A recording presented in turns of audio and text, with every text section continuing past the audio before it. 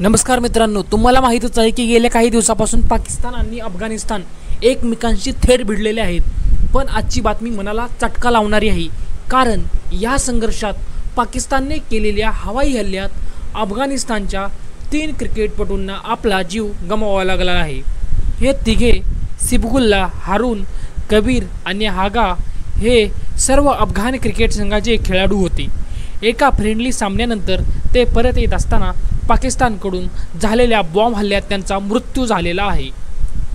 हा हल्ला केवळ हवाई कारवाई नव्हता, तर कायराना कृत्य होतं. क्रिकेटप्रेमींच्या हृदयात यानंतर तीव्र संताप आहे. अफगाणिस्तानमध्ये लोक आक्रोश करत आहेत.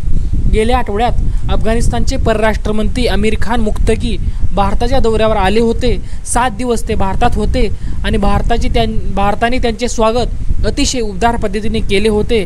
त्यानंतरच पाकिस्तान आणि अफगाणिस्तानमध्ये शस्त्रसंधी लागू झाली होती, पण पाकिस्तानने ती शस्त्रसंधी तोडून पुन्हा हल्ले सुरू केले. पाकिस्तानने असा दावा केला की भारत तालिबानचा प्रॉक्सी म्हणून वापरत आहे, म्हणजेच भारताच्या सांगण्यावर तालिबान पाकिस्तानवर हल्ले करत आहे. पण हा दावा कितपत खरा आहे?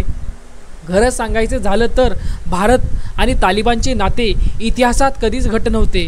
उलट भारत नेहमीच लोकशाहीच्या बाजूने उभा राहिला आहे. अफगाणिस्तानच्या क्रिकेटचा विकास भारताने केला हे जगाला माहीत आहे. अफगाणिस्तान क्रिकेट बोर्डाच्या विकासात भारताचं मोठं योगदान आहे. रशीद खान, जो गुजरात टायटन्ससाठी खेळतो, तो स्वतः म्हणतो, भारताने आमच्या क्रिकेटला पंख दिले. आता पाकिस्तानला हे पचत नाही, कारण अफगाणिस्तान आणि भारत यांच्यात वाढती जवळीक पाकिस्तानच्या डोळ्यात खुपते आहे. सीजफायर दरम्यान अफगाणिस्तान तालिबान लढाव्यांनी पाकिस्तानी सैनिकांची खिल्ली उडवली आहे. त्यांच्या वर्द्या काढून त्यांच्या बंदुक्या जप्त केल्या. हजारो अफगाणी लोकांनी हा मिरवणूक पाहिली.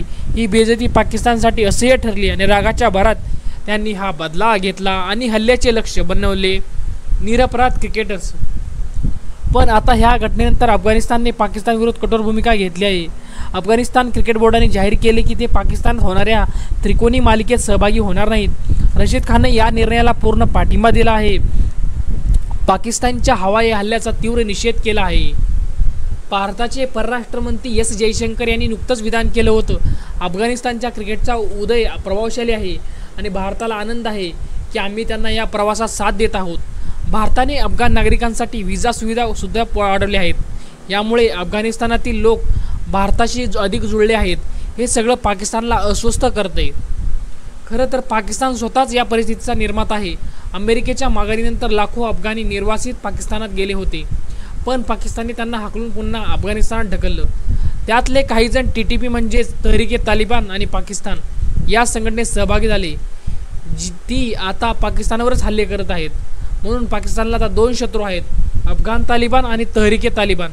पाकिस्तान TTP. याशिवाय ड्युरंड लाईनचा वाद अजूनही सुटलेला नाही. तालिबान एरेशियाला मान्यता देत नाही. त्यांचं म्हणणं असं आहे की पाकिस्तानने आमच्या भूमीवर कब्जा केला आहे, त्यामुळे सीमेवर तणाव कायम आहे. आता पाकिस्तानच्या चुकीच्या निर्णयामुळे त्याला स्वतःचं नुकसान होते. अफगाणिस्तानकडून तीव्र प्रतिसाद मिळतोय आणि जर परिस्थिती असंच बिघडत गेलं तर भारतालाही ऑपरेशन सिंधूर पुन्हा सुरू करण्याची वेळ येऊ शकते. कारण मित्रांनो, अफगाणिस्तानने यावेळी संयम दाखवला आहे. ते युद्धात पडू इच्छित नाहीत.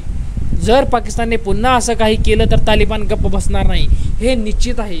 कारण या सगळ्या घडामोडीत भारताची परराष्ट्र धोरणं किती मजबूतपणे काम करतायत हे स्पष्ट होते.